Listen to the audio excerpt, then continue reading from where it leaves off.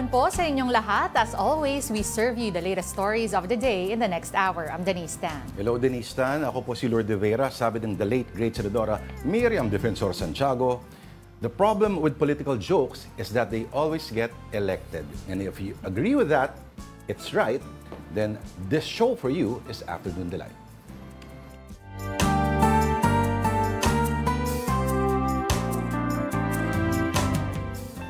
Okay, it's Thursday, September 26. At ang ating delight of the day ay lugaw at lumpia.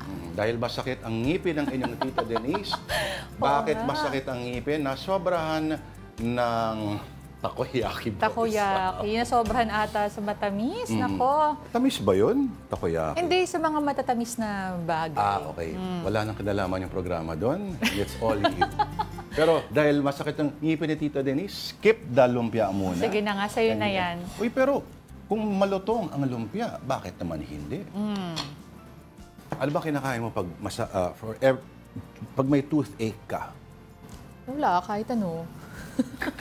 Kahit ano, iiwas ko lang. Pwede mo sa, pag kunwari ka, ice cream or anything. Hindi, syempre hindi ice cream. Kasi pag mga malalamig, di ba, pag sensitive na yung teeth mo, mas masakit yun pag malamig. Yes. Ako, Diyos ko.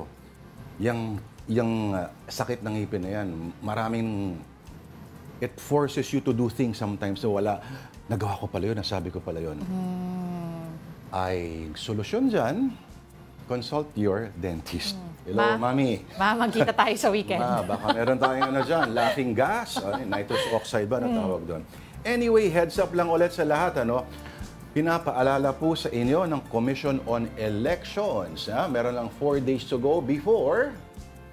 Sa mga botante hindi pa nakapagrehistro, ang deadline po ay sa Monday, September 30. Ang filing of COC sa Certificate of Candidacy, ay magaganap po sa Manila Hotel starting Tuesday, October 1st hanggang October 8. Isang buong linggo po yan. Manila Hotel. And there are also 228 days to go before the national and local elections on May 12 next year, 2025. Ayan. Days to go before Christmas. Naalala ko yung last, yung last elections, ang filing ng COC. Parang circus din yun. Sa May Sofitel, yung tent sa May Sofitel. At napakaraming mga nangyari doon. At naka-live talaga, live streaming. So makikita mo, bawat galaw, para ka talagang nanonood ng draft pick. Draft pick. Oo. The worst draft pick. The worst draft pick. Joke lang. Ay, nako, napakakulay talaga ng huling-huling for the 2020 elections. Anyway, sa mga di pa nakakapag-rehistro, okay, nag-end na yata yung mga sa online, yung mga na-delist. Pwede pa rin kayo, basta pumunta kayo doon sa actual COMELEC satellite site. Hindi na pwede online, pero siguro, nung a few days ago, pwede pang online eh. Pero ngayon, diretso COMELEC na, at may mga malls, in fact, na may mga satellite booth na doon kayo maaaring rehistro o magpaayos yung inyong ano. Tandaan niyo, isa sa mga karapatan niyo po yan. The right to suffrage, ika nga. Once upon a time, ang mga Pilipino ay hindi pwedeng bumoto. Biruin mo yon unless ikaw ay nakapag-aral, can read and write in English and Spanish, at ang pag-aari mo ay up to a certain amount. Biruin mo yun. Yung gino-joke ng iba ngayon na dapat hindi bumoboto yan kasi hindi nagbabayad ng tax. Totoo lang, lahat po tayo nagbabayad ng tax. And I am eating the lugaw. Okay.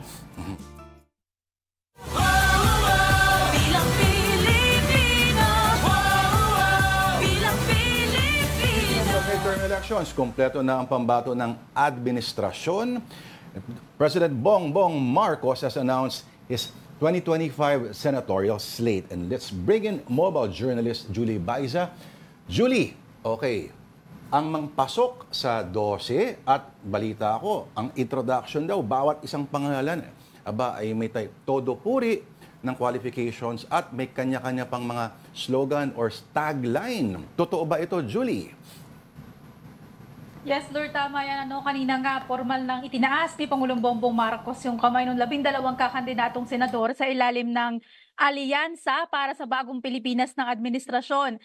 Kabilang dyan, sina DILG Secretary Benher Abalos, Mayor Abby Binay, Senadora Pia Cayetano, former Senator Ping Lacson, Senator Amy Marcos, former Senator Manny Pacquiao, Senator Bong Revilla, former Senate President Tito Soto, Senator Francis Tolentino, Senator Lito Lapid, Congressman Erwin Tulfo at Congresswoman Camille Villar.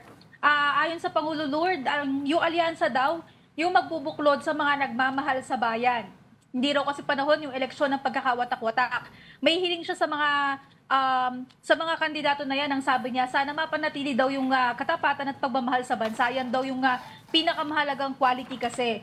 After nung proclamation, sinabi ng Pangulo na tiwala siya na kaya nilang gampanan yung pagiging senador sakaling nga maluklok sila sa pwesto kasi may kanya-kanyang background naman na daw yan. For example, si DILG Secretary Abalos, miyembro ng gabinete, and then yung ilan sa kanila, mga re-electionists, and then karamihan naman, mga magbabalik senado lang, gaya ni na former Senator Ping Lacson at dating Senate President Tito Soto. Nakausap na rin natin kanina si Congressman Toby Tiangco kasi siya yung tatayong campaign manager nitong team. Tinanong namin kasi kung mapapansin ninyo, ilan dun sa mga kasama sa lineup, dating nakalaban ng Pangulo noong eleksyon.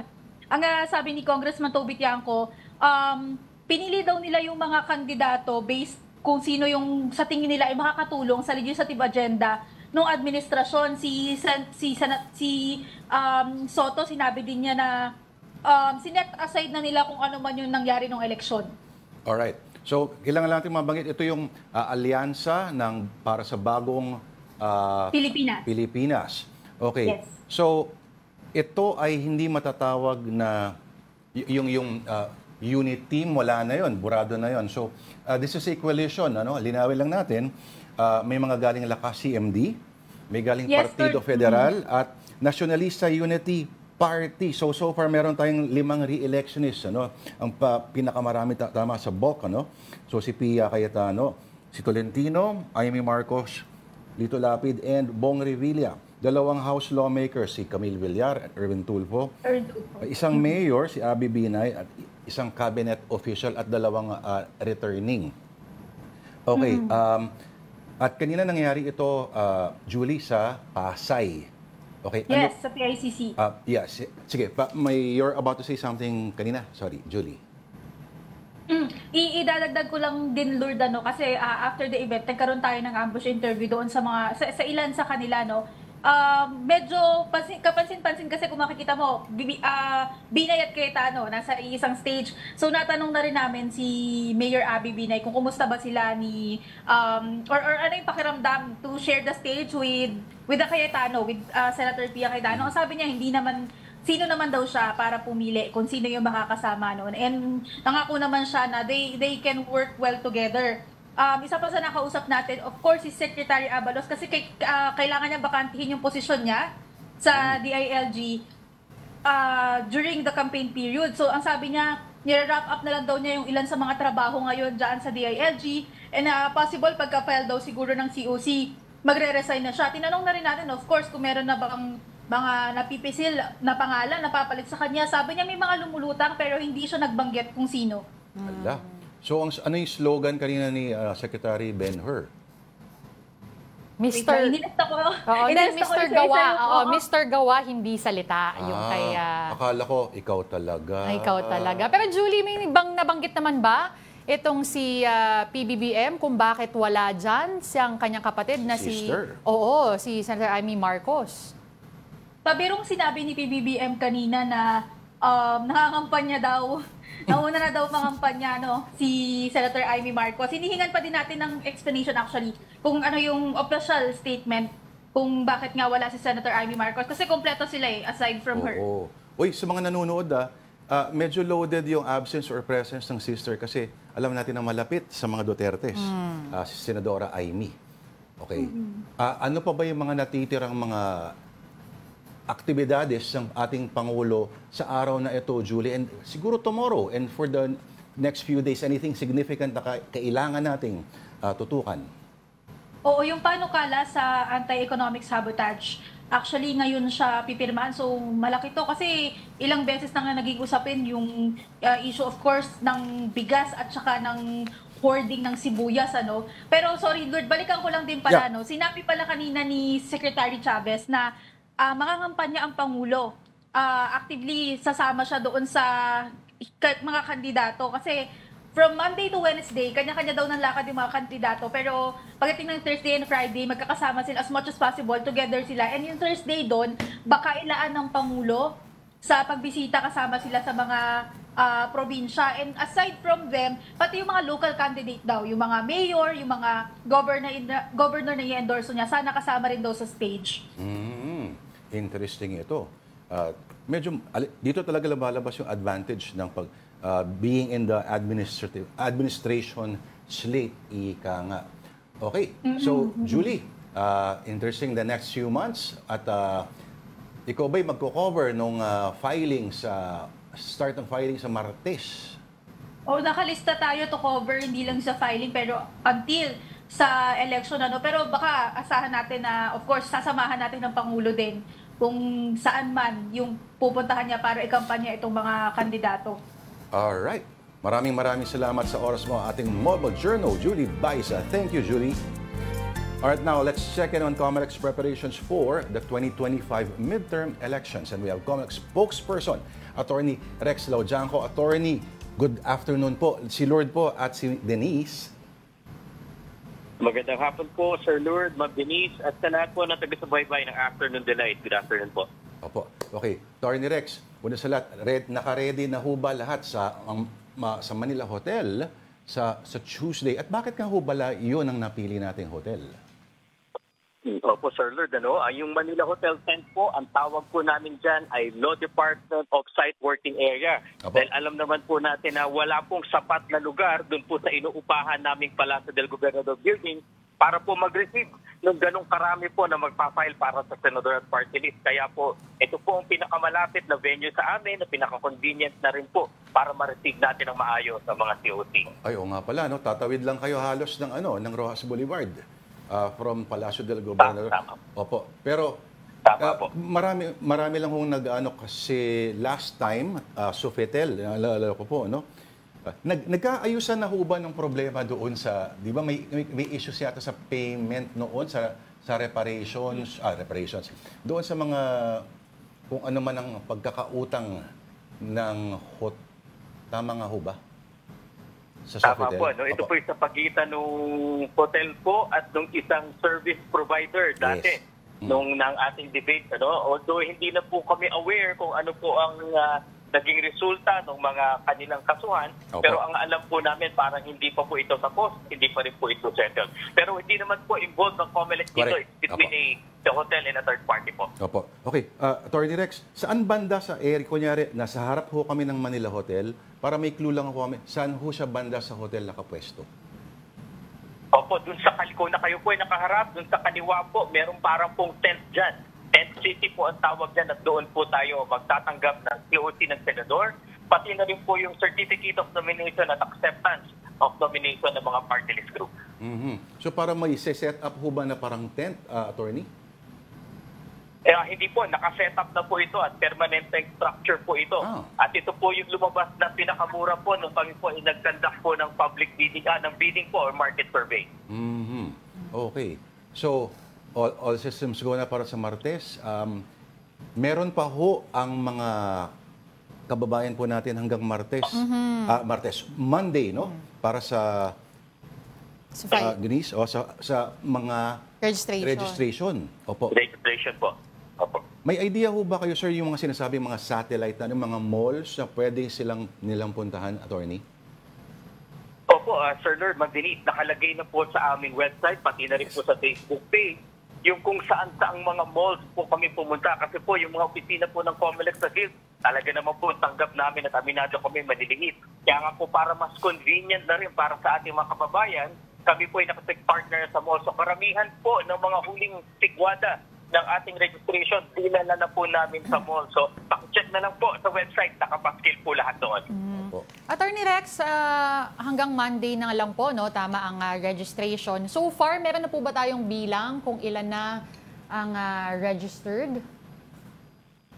Opo, Ma'am Denise, Mula po noong February, kami po ay nakatanggap na ng more than 6.4 million applications po. Ibang klaseng applications po ito. At ang bagong mga natanggap po natin na botante dito ay umabot sa halos 2.6 million at yung mga nagpa-reactivate po ay halos 700,000 po. So yung nadagdag po sa ating talaan ay umabot po sa halos 3.3 to 3.4 million. So nakakatuwa po dahil higit na lampas-lampas po ito doon sa na-project po namin nung kami po ay nagsimula ng registration. Pero sana po, umabol pa yung ating mga kababayan, lalong-lalo na po, dalawang bagay po magdinig sa North. Una, yung mga Filipinos overseas, wala namang pumpila sa mga iba't ibang konsulado at embahada. Gagamitin na po natin ang internet voting.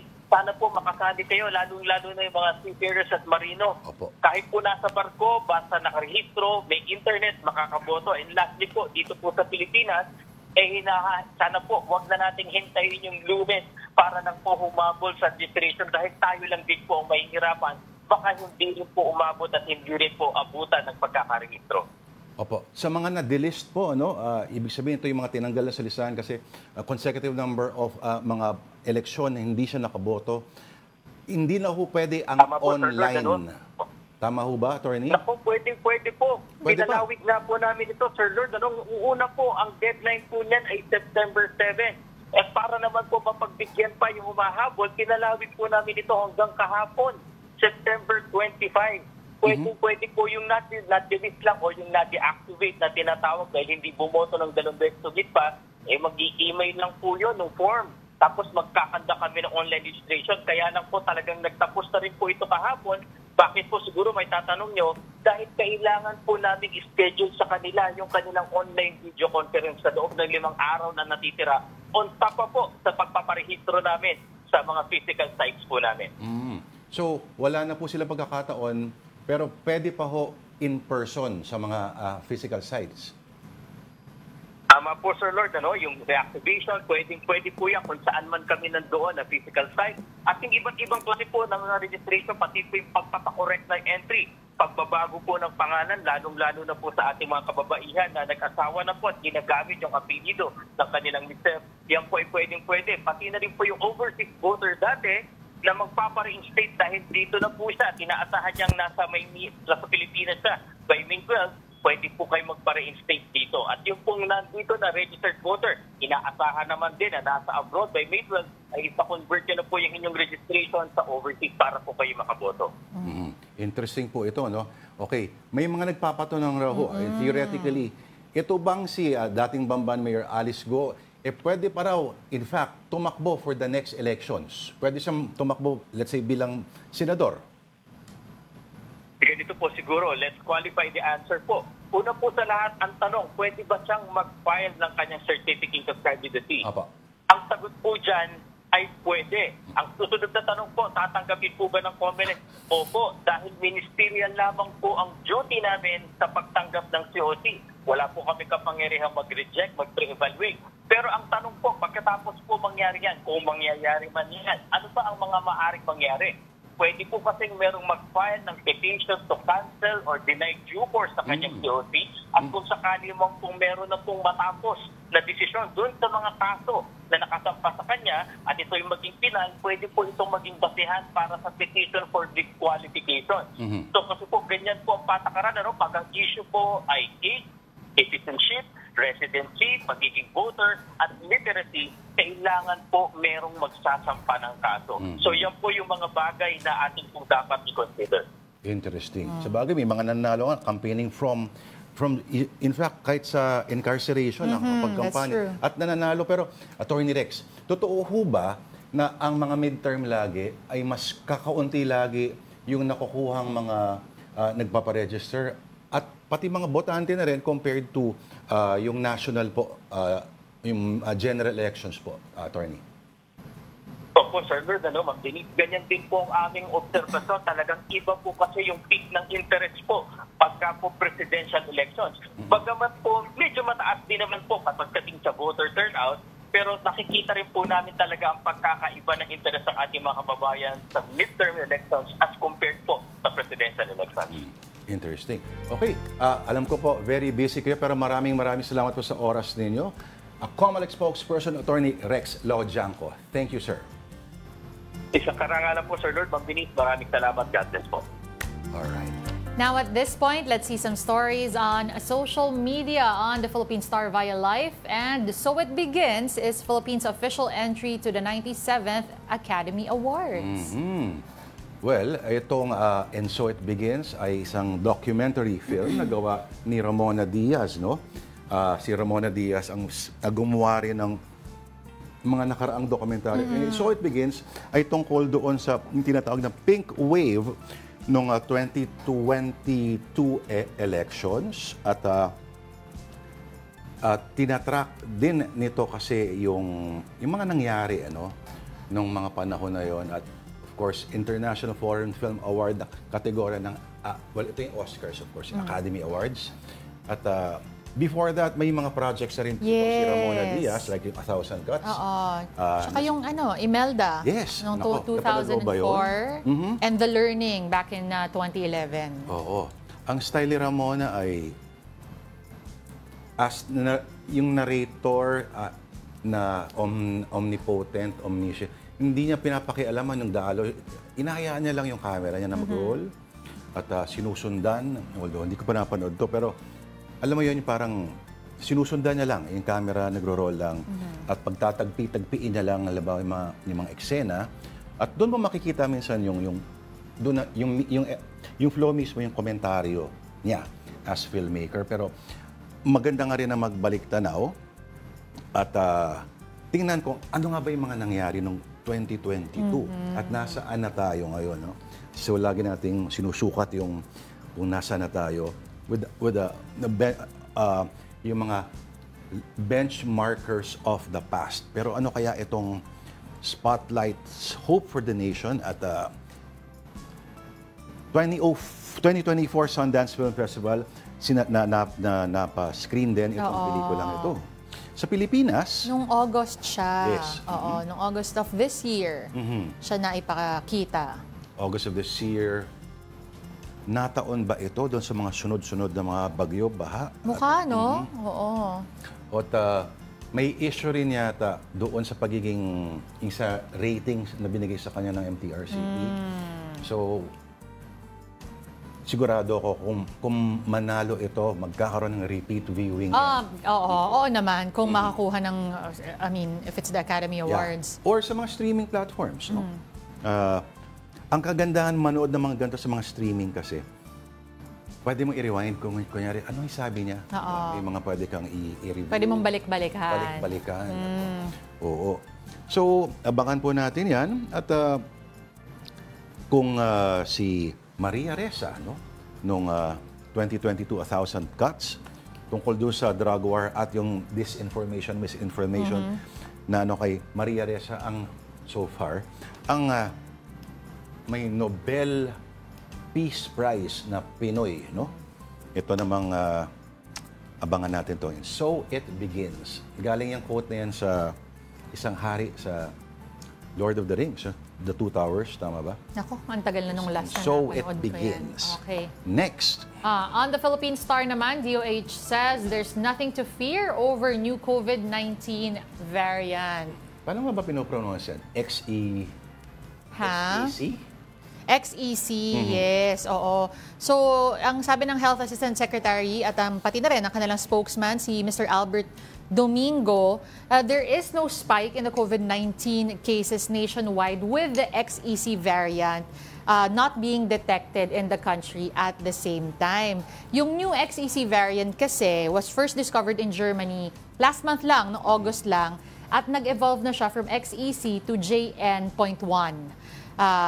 Comprises of 13% of all COVID-19 variant cases. Grabe raw ang kinalat, ha? Oo. Hindi lang sa Germany, but sa many parts of Europe daw. Ito talagang kumakalat.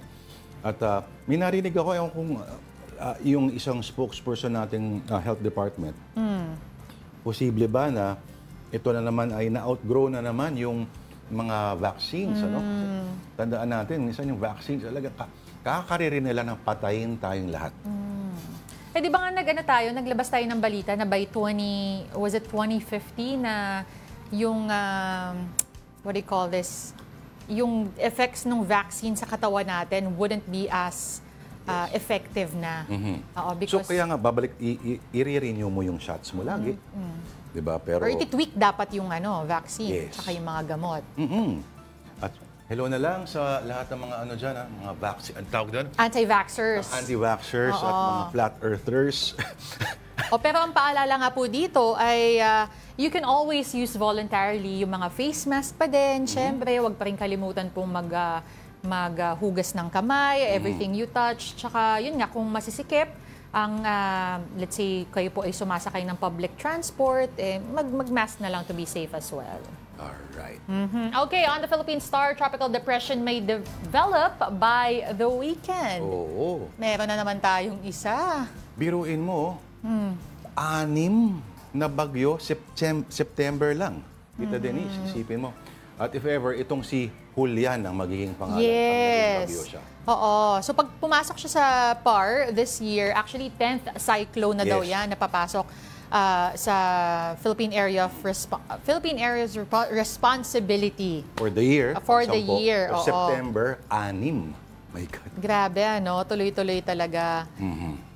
Ngayon. So it says, bringing scattered rains over eastern, nagtuloy-tuloy. Eastern Visayas, where was that? Eastern and Central Visayas, Caraga, Northern Mindanao, Zamboanga Peninsula, and Palawan. Ang easterlies naman, isolated rains over Bicol region and Quezon. Pero ang easterlies, yan yung normally nagdadala ng mainit talaga na hangin. Ang easterlies yung umiiral tuwing summer. Pero Tita Denise, sabi nila, ang nararanasan natin ngayon so far ay tinatawag ng monsoon break lamang. At alam natin na pag yung monsoon na yan, pag nagparamdam ulit yan, hindi kailangan ng bagyo, babahain pa rin tayo. So, ngayon pa lang daw sinasabi ng mga ating mga weather authorities, kung may kailangan kayo i-repair sa mga bubong ninyo o yung mga problemadong bagay kapag umuulan, the time to do it is now. Yeah. Tsaka always be prepared pa rin with your emergency kits and whatnot, no?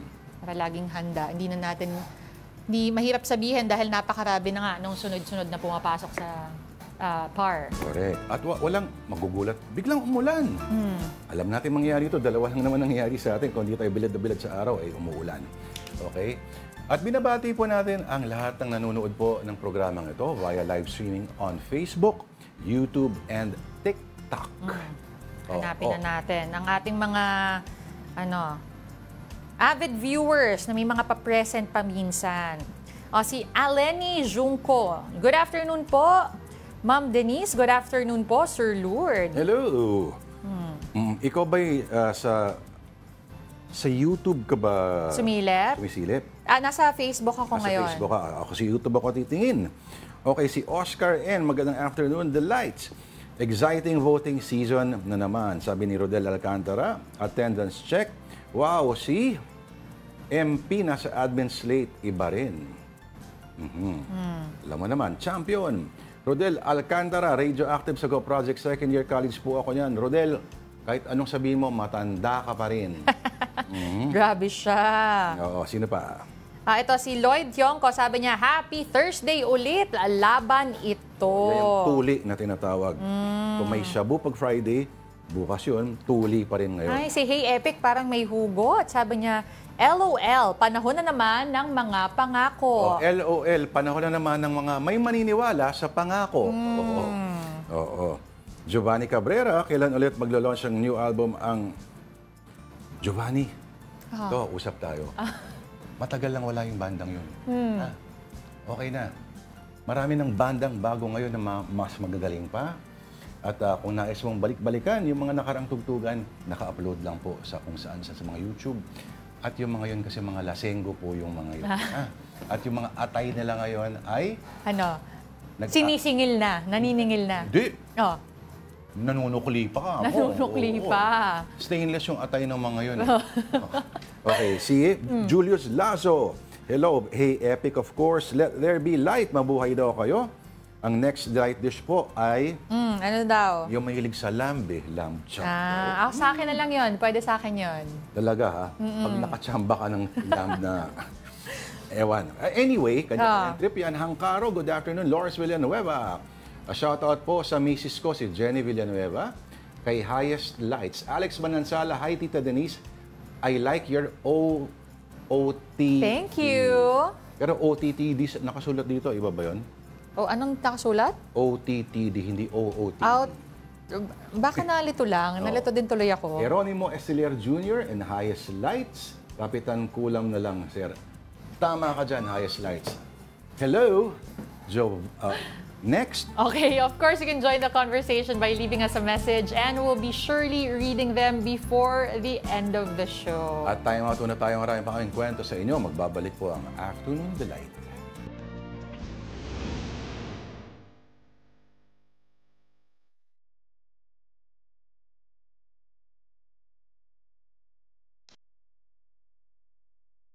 The American people face a choice between two fundamentally very different paths for our economy.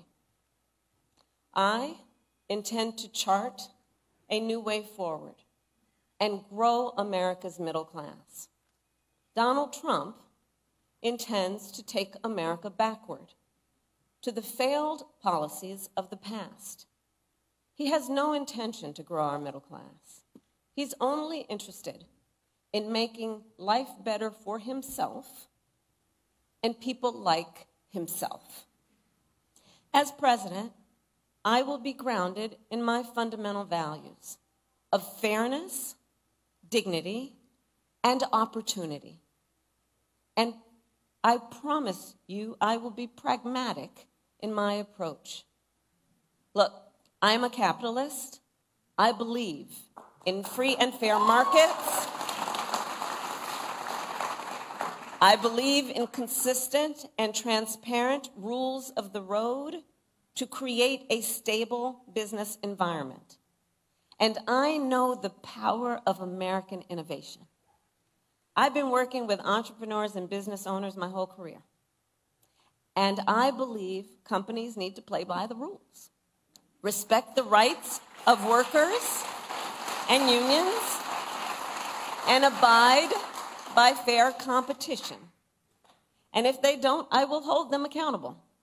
And if anyone has a question about that, just look at my record as Attorney General.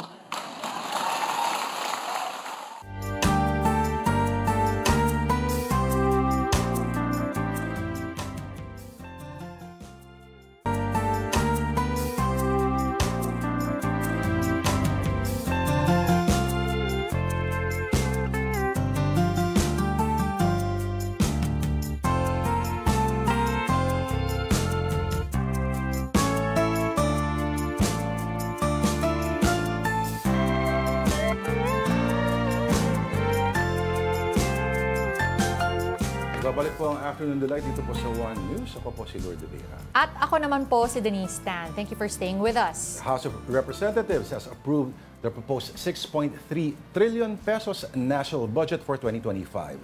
This report from News 5 correspondent Elaine Fulgencio. Matapos ang 2 linggong pagbusisi, inaprubahan na ng mga mambabatas ang 6.352 trillion pesos na panukalang budget para sa susunod na taon. 285 kongresista ang bumotong pabor, habang 3 ang kumontra. Bago yan, binusisi pa kahapon ng pondo para sa 11 ahensya, kabilang ang sa Office of the Vice President. Pero hindi pa rin sumipot si VP Sara Duterte. Kaya si House Appropriations Committee Vice Chairperson Zia Adjong nahirapan daw sa pag-sponsor. Well, it's kind of frustrating, to be honest. It would have been easier for me, to be honest, to sponsor the budget of the OVP had they been so cooperative. No? I personally have my own concerns, no? Concerns that I would like to be clarified with. Mula sa hiling na 2 bilyong piso, ibinaba sa 733 million pesos ang inaprobahang budget para sa OVP. Hindi man sumipot sa Kamara, sinagot naman ni VP Sara Duterte ang aligasyon ni dating DepEd Undersecretary for Human Resource and Organizational Development na si Gloria Mercado. Sabi kasi ni Mercado sa pagdinig ng Kamara noong siya pa ang pinuno ng Procurement Department, ay binibigyan siya ng 50,000 piso kada buwan ng opisina ni VP Sara. Sagot naman ng Vice Presidente, dapat siguro kung mag-akusa siya ng ganyan, dapat may papel siya. Giit pa niya, hindi pinagbitiw kung di siya mismo ang sumibak kay Mercado dahil daw sa pangsusolisit gamit ang pangalan ng OVP. Nag-solicit siya ng 16 million pesos sa isang kumpanya on paper using my name without any authorization from the Department of Education. Pangalawa, noong nag-school visit ako sa Cebu, merong lumapit sa akin na teacher. Sabi niya sa akin, Inday Sara, masakit sa loob namin. Pinakwento ko siya. And then it turned out, ang HR mismo ng Department of Education, our undersecretary, took a teacher item from Region 7, nilagay niya sa central office for a non-teaching task. Ginawa niyang executive assistant niya. Tingin ng Vice Presidente, diversionary tactics na raw ang ginagawa ng ilang mambabatas at lahat ng ito ay para umano sa impeachment plot laban sa kanya. What they're trying to do is they're trying to make a case for impeachment. Kasi last year pa yan nila gusto talagang gawin. They're trying to make a case for impeachment. Dahil wala silang ebidensya, ang ginagawa nila, nag-fishing sila. Banat niya, hindi siya aalis sa pwesto. Umalis ka dyan. Kasi kapag hindi ka umalis, kapituko ka. Pero, hindi naman kasi ako sasagot sa Young Guns. Dahil, kailangan ko sumagot sa 32 million na bumoto sa akin. Hindi sa isa or dalawa na tao. Kaya, hindi ako aalis dito. Kinumpirma rin ni VP Sara na nagtungo siya sa Calaguas Island sa Camarines Norte para alamin ang problema sa access sa medical care, kuryente at potable water system. Tumanggi naman ang pangalawang Pangulo na idetalya ang kanyang pagbisita kay dating VP Leni Robredo. Pero paglilinaw niya, may iba pa siyang binisitang mga dating Vice Presidente. Para sa 1PH, Elaine Fulgencio, News 5. And here are more stories on One News. President Bongbong Marcos has announced the administration's senatorial slate for the 2025 midterm elections. The lineup includes incumbent government officials as well as re-electionist senators. 2022 presidential candidates Ping Lacson and Manny Pacquiao are also in the list. Veteran broadcaster Ben Tulfo has also announced his Senate bid for the 2025 polls. Ben said he will run as an independent candidate. He ranks second in the latest Octa Senatorial Preference Survey, just behind his brother, Erwin. And PBA player John Amores and his brother have surrendered to authorities. This following an incident where Amores fired a gun at a group of men in Lumban, Laguna. The altercation began after a confrontation during a basketball game. The Amores brothers are facing potential charges of attempted murder.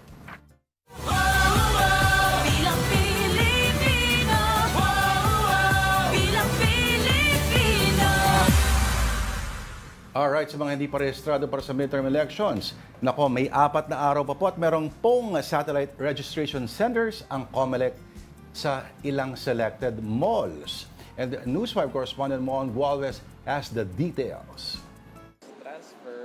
Matagal nang nakatira sa Maynila ang senior citizen na si Helen Dumangon, pero sa Caloocan pa raw siya bumuboto tuwing eleksyon. Mabuti na lang daw, wala pang 15 minutos natapos na ang pagpapalipat niya ng rehistro sa satellite branch na ito ng COMELEC sa isang mall sa Maynila. Lahat, in-assist nila. Sa September 30 na kasi ang deadline ng COMELEC na mga magre-rehistro para makaboto sa 2025 national and local elections. Pero ang first-time voter na si Alexis de la Cruz, bigong makapagparehistro kaagad. Certification ng barangay lang kasi ang dala niya at ang ibang ID nito ay hindi sa Maynila ang address. Kaya kukuha na lang siya ng barangay ID. Paalala ng Commission on Elections sa mga residente ng Maynila, siguraduhin tama ang mga dalang dokumento bago magtungo sa registration sites. Natapos na rin ang online reactivation, pero pwede naman magtungo sa registration site para magpa-reactivate hanggang Lunes. Pumunta na ho kayo, huwag nyo nang hintayin yung last day. At huwag nyo nang palampasin itong pagkakataon para makaboto sa darating na halalan sa May 12, 2025. Aminado ang COMELEC, mas mababa ang voter turnout o bilang ng mga bumoboto tuwing midterm election na nasa 65 hanggang 75% lamang. Kumpara yan sa presidential and local elections na umaabot ng halos 83% ang voter turnout. Kaya patuloy ang paghihikayat ng COMELEC sa lahat na huwag baliwalayin ng midterm elections. Paraan din ito para masubukan ng lahat, lalo na ng mga first-time voters, ang bagong automated counting machines o ACM mula South Korea. Pinag-aaralan naman ng COMELEC ang ordinansang isinumite sa kanila ng lokal na pamahalaan ng Taguig. Kaugnay ito sa paghahati ng 10 Embu barangay na unang nanggaling sa Makati para may sailalim sa 2 distrito ng Taguig Pateros. I-issue sila ng isang ordinansa, pirmado ng lahat ng mga konsehal at ng Vice Mayor at City Mayor, na hinahati nila ito, dinidistribute yung 10 barangays upang ang mga mamamayan ng 10 barangays ay makaboto sa kung sino man yung kanilang mga konsehal. Kung sakali, magiging 12 konsehal na ang iboboto sa kada distrito mula sa dating 8. Hanggang sa susunod na linggo, inaasahang ilalabas ng COMELEC ang desisyon kaugnay nito. Ang hindi rin masagot kung paano boboto ng congressman ng mga nakatira sa Embu barangays, lalo't wala pang ipinapasang resolusyon o batas para rito. Ito rin ang naging ugat ng sigawan ni Senador Alan Peter Cayetano at Mig Zubiri sa Senado. Hanggang doon na, mag-abroad ka ba? Anong gusto mo? Hanggat hindi nagkakaroon ng aksyon mula sa Kongreso, then at this point, uncertain kung makakaboto ang mga kababayan natin sa 10 barangays ng Taguig sa kahit na 2 distrito. Hiling lamang ng COMELEC, maihabol ito bago magsimula ang filing ng Certificate of Candidacy sa susunod na linggo. Hindi naman diretsang masagot ng COMELEC kung may tuturing ng full term ang pag-upo bilang first nominee ng Akbayan Citizens Action Party List ni Percival Sendanya. Lalabas na 9 na buwan lamang manunungkulan bilang kongresista sa Sendanya o hanggang June 30, 2025 matapos tuloy ang madisqualify ang Anwaray Party List dahil sa ilang irregularidad na napuna ng ahensya. Ayaw ko sagutin yon kung yan ay full term. Basta simple lang ang sabi ng Korte Suprema sa kaso ng Talyado versus COMELEC. Basta to constitute and to be considered as a term, it should be full 3 years. Yun ang sabi ng Supreme Court. Any day less without the consent of the holder is an interruption. Sa ngayon, aabot na sa 164 hanggang 165 na party list ang maaaring sumabak sa 2025 midterm elections. Ako, si Mon Gualvez, para sa 1PH. Now, on a much lighter note, we have once again 2 of the cast of TV5's upcoming series, Ang Himala ni Nino. And with us live are Kitch Minamoto and Paolo Angeles. Welcome to Afternoon Delight, Kitch and Paolo. Salamat sa oras ninyo. Okay, si Kitch ay ang pangalan ng character niya ay si Kuya B-Boy. Si Paolo naman ay si Kuya Noli. Yes, po. Sila ay mga kapitbahay noong guest natin the other day, sila Kai Cortez at tama na sila Isabel Oli, yes. Hershey and Kisses. Okay, so mukhang interesting itong mga neighborhood na ito at ano ang exactly role ninyo doon sa Himala ni Nino? Ako po dito si Kuya B-Boy, isa akong padjak driver dito. Yes, padjak driver na very hardworking na ayun makakasama rin sa proseso ni Nino sa kwento niya at mabibigyan din ng hope sa mga darating na kwento. At isa po sa katiwala rin ni Lolo Mars na laging nauutusan. At meron din tayong onting kilig-kilig dito kasama si Quinay Mercado tsaka syempre si Paolo Angeles. Yes. Love triangle po. Yan. Anong trabaho naman ni Kuya Noli? Teacher po ako na... Wala kang laban ko, sorry. Kaya nga teacher eh. Ang madalas ko talagang kasama dito si Sir Victor, which is si Cedric Juan. Siyempre nagkaroon siya ng downfall sa buhay niya and ako yung tutulong sa kanyang bumangon ulit. And at the same time, yun nga po, may love triangle kaming tatlo nila Queen. Yan. Interesting. As padjak driver, yung bisikleta mo may preno?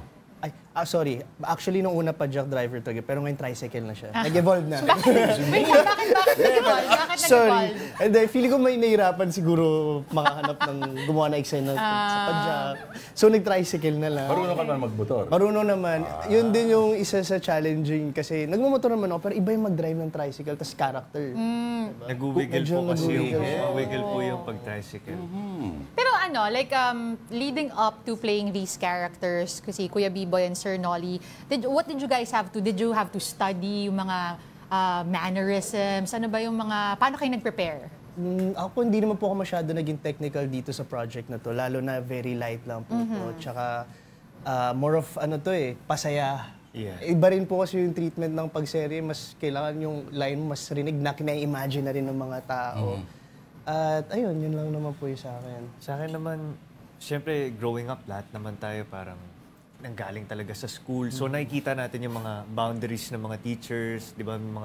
May mga do's and don'ts din sila. Yes. Syempre para sa imahe ng mga teacher, ganyan. So nakikita ko na yung mga words na hindi ko pwedeng gamitin na at words na bawal kong gamitin. Like for example, teacher ako, bawal akong mag-joke ng mga hindi magagandang jokes, di ba? Masalo na bata mga estudyante ko. So, Pwede ka bang bigyan example ng mga jokes na hindi pwede? No, but I'm interested doon kasi kahapon ang kausap namin si Isabel and si Kai. Yes. Tapos sinasabi nila na kahit within yung taping na hindi pa naman record, parang alam na nila na not to say those words in front of the kids. Kayo din, ganun. Yes. Oo, kayo ganun din. Kasi bata po yung mga kasama din namin. Minsan nagugulat na lang, oops, sorry. Kinikwento nila, no? Bilib na bilib raw sila sa acting ability sa mga kids. Yung pag sinabing action, nasa agad daw, nandun sa karakter agad. Hindi raw gaya ng mga atis henerasyon nila na ang joke pa ni Kai Kalang Kurutin para umiyak. Ito raw, one click, ganun.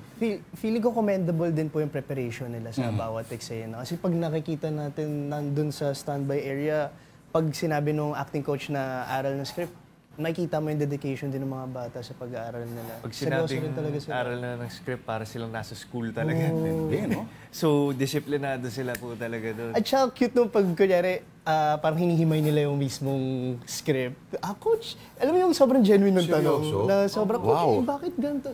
Di ba nga bata ka pa nga ganito? Si Zion kasi parang medyo tito na siya. Inaka-artist na daw siya. Parang old soul. Oo, old soul po siya. Pero magaling, napakagaling nung bata. Maganda rin yung vibe sa parang relax lang daw yung shoot.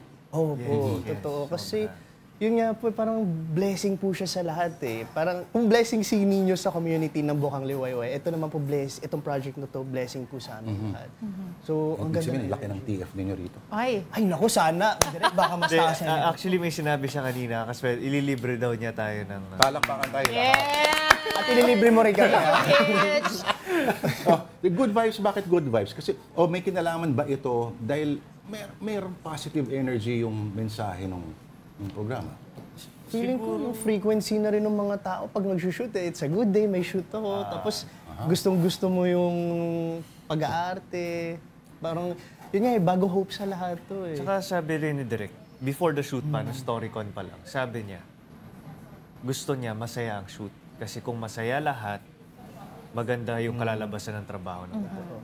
So gusto niya maganda yung work environment namin. Ang sekreto sa masayang shoot? Cut off. Direct may cut off po. Pero the good vibes during, shooting and taping, you also would want that to come across the camera, the screen rather. What do you hope for the viewers? Ano yung gusto nyo take away nila when they watch the show eventually? Ayun, nakakada may problema, may hope na darating. Kahit sa tingin natin, hindi aligned yung mga bagay-bagay sa atin, pero pag naniwala ka sa taas, ibibigay niya eh. Basta i-surrender mo lang. Same din actually sa kanya. May mga nagpapatanong, saan daw galing yung pangalan mo? At scale of 1 to 10, 10 being the most problematic, gaano ka-impyerno yung school life mo noon pag spell yung pangalan? Ay, yung Kitch Minimoto po. Grabe. Siguro mga 10 agad. 10 talaga. Kasi yung unang question, saan po galing? Hindi ko po talaga alam eh. Pero kasi yung dad ko, walang vowels yung name niya. Gershwin, ang pangalan niya. Paano sinaspell yun? G-Y-R-S-H-Y-N? Taga-Poland ba mga... Hindi na po. At pinaghigantihan Parang ang pinaka sinasabi lang po nila, kaya ganun. Kasi para walang hit sa NBI. Para hindi madaming kapareha. So, pag mo-order ka ng kape, anong sinusulat? Message coming from? Minsan, order for? Kaich. Pero meron po akong tito na sa kanya lahat ng vowels. Pangalan niya AU. A-E-I-O-U. No way! Yeah. Ako pangalan ginagamit ko, Bong na lang para tapos. Seryoso. Kasi Lord. Lloyd? Lord. Bong na lang. Bong na lang. Minsan B-boy para madali.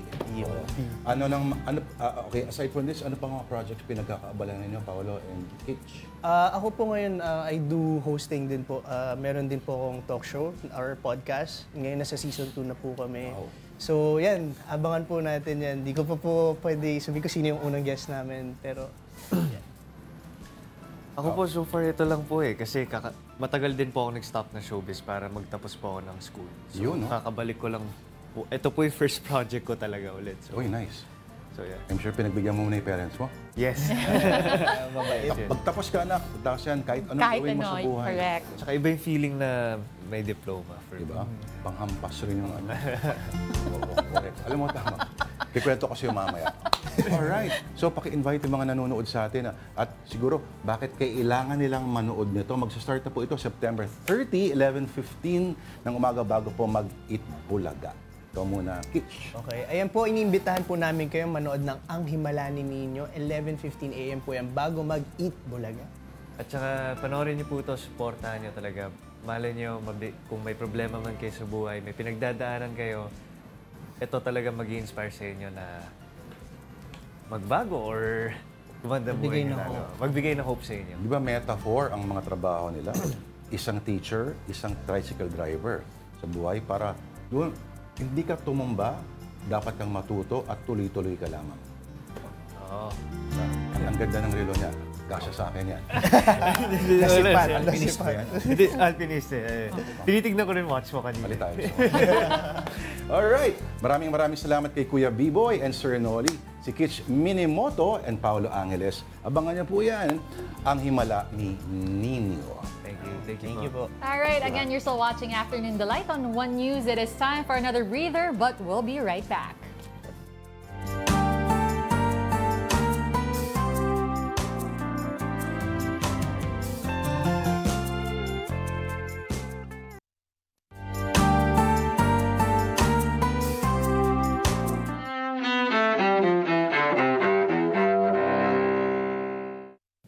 And I think in the final analysis, it depends upon what we do here.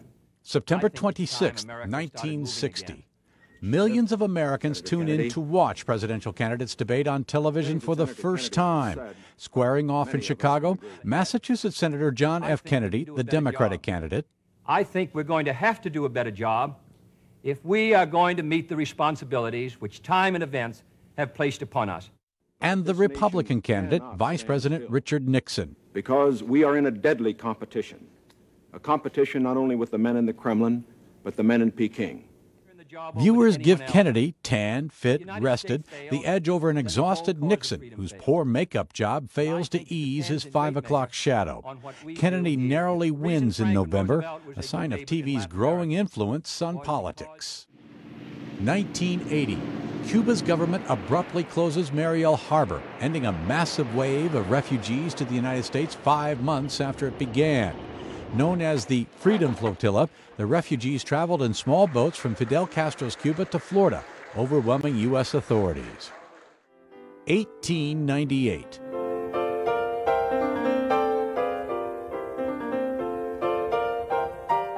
Composer George Gershwin, whose iconic tunes include Rhapsody in Blue and I've Got Rhythm, is born in Brooklyn, New York. 1888.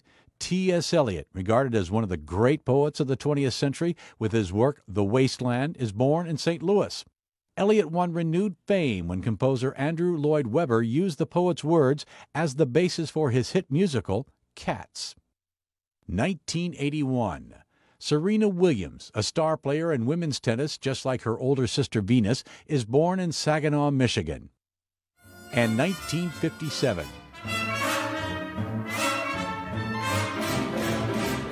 In New York, the musical West Side Story, a Romeo and Juliet tale with a Big Apple background, opens on Broadway. Today in History, September 26th. Tim McGuire, The Associated Press. And we're back. You're still watching Afternoon Delight. Ako po si Danista. At ako naman po si Lourdes De Vera. Signal TV President and CEO J&J Basas has introduced the Signal Super App at this year's APAS conference in Bali, Indonesia. The Signal Super App, powered by Tata Play Binge, is an OTT aggregation platform. This will streamline access to movies, shows, and live TV channels from multiple services to a single subscription. Basas expressed excitement over the launch of the app, the first of its kind in the Philippines. She highlighted that it addresses the challenges of content fragmentation and rising streaming costs. At dahil mag-aalas 3 na, at uso na ulit ang mga politiko na mangangako po sa atin kung ano-ano. Ito na po ang I Saw the Signs.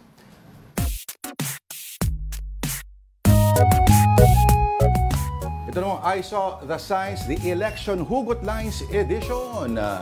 Number 1, Tita Denise. Iboto mo yung politikong hindi kagaya ng ex mo na manloloko. One more time, with much more feeling. Alam mo, iboto mo yung politikong hindi kagaya ng ex mo na manloloko. Manloloko ang ex. Dapat yun ang gagalaiti ka kapag sinasabi mo. Opo. Okay, next, sa darating na eleksyon, huwag siopaw zone. Binobola-bola ka na, asadong-asado ka pa. Ayan. Kotchi. Kotchi! In fairness. Okay, next. Okay, ang status natin ay parang bilangan ng boto sa COMELEC. Partial and unofficial. Ay, may ganon. Dapat doon ka lang sa sigurado. Gusto mo, basahin malit ang number 1. Iboto mo yung politikong hindi kagaya ng ex mo, manloloko. Memorize ko na tuloy bigla. Ayan, ipapatutunan Tita Denise sa braso niya mamaya. Okay. Again, if you see those unique signs, nakakatawa, please send them to us at afternoondelighton@gmail.com. Sabi namin Miriam Santiago, hindi lahat ng fairy tales nag-start sa once upon a time. Yung iba nag-start sa kapag binoto niyo ako. And grabe siya. Si Miriam Santiago yun. We'll use that line to wrap things up. That will do it for us this Thursday, September 26. Salamat po for watching Afternoon Delight. I'm Denise Tan. Join us again tomorrow, 2 p.m. Walang lokohan. Ako po si Lourdes Vera. Andyan po kami. Have a delightful afternoon. Huwag yung ex naman loloko, ha? Loloko.